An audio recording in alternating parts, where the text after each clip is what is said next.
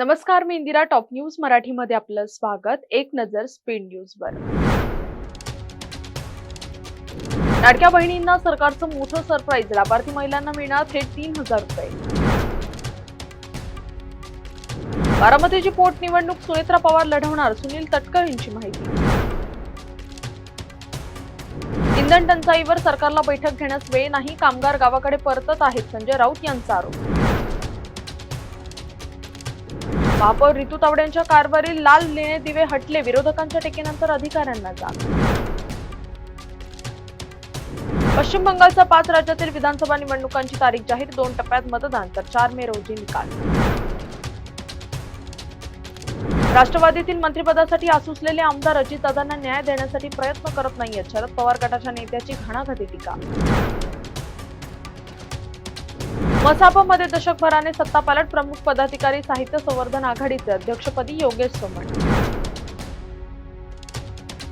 राष्ट्रीय लोक अदालतीत 84,817 प्रकरणं निकाली. 36,46,00,000 अधिक रकमेची तडजोड.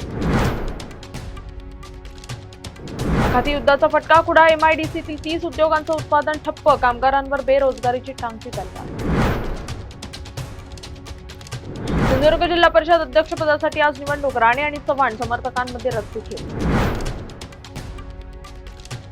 अण्णा काळजी घ्या, लवकर बरे व्हा. शस्त्रक्रिया झालेल्या मुरलीधर मोहोळ यांची चंद्रकांत दादा पाटलांकडून विचारपूस. बारामती आणि राहुरीची पोटनिवडणूक बिनविरोध होऊ द्या. देवेंद्र फडणवीसांचा आवाहन. मोठी बातमी आहे. आता एकच कनेक्शन. पीएनजी गॅस धारकांना एलपीजी गॅस सोडावा लागणार. केंद्राचा आदेश जारी. राहुल गांधींचे पंतप्रधान नरेंद्र मोदींना पत्र. काशीराम यांचा भारतरत्न पुरस्काराने गौरव करण्याची मागणी.